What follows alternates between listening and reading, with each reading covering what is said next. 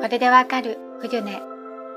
紀元前4世紀の古代ギリシャのアテナイにいたヘタイラ。ヘタイラとはいわゆる高級娼婦のこと。当時アンドロンと呼ばれる男性専用の部屋でお酒を飲む習慣があり、そこには妻などの一般女性が同席することは許されていませんでした。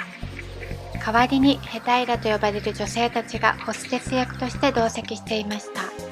彼女たちは踊りや楽器の演奏に長け、知識が豊富で巧みな会話術で楽しませていました。娼婦と言われるように体を使うお仕事もありました。一流芸者または人気の花魁といったところでしょうか。男性社会の中、女性が富を築くのは難しいことでした。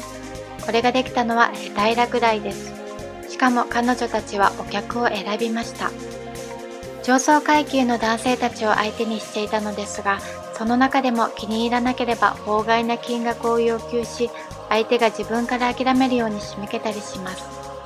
通常の娼婦からしたら憧れの存在ですね。その中の一人、フリュネ。彼女に関してはいろいろな逸話があるようですが、一番有名な説をご紹介します。フリュネは完璧な美しさを持ち、彫刻家プラクシテレスのために女神アフロディーテのモデルになったとの話もあります。あらゆる権力者たちが彼女を求め、いいねを支払っていたのでかなりの額を稼いでいました。フリュネの人生において最も有名な出来事は裁判です。こちらの絵をご覧ください。ジャン・レオン・ジェロームによるアレオパゴス会議のフリュネ。罪状ははっきりしていないのですが、神に対する冒涜の罪を犯したと言われたそうです。神殿で騒いだという説もあるとか。愛人の一人であるヒペレイデスが弁護をしました。判決が不利になるかと見えたとき、ヒペレイデスが思い切って賭けに出ます。突然、フリュネの衣服を剥ぎ取ったのです。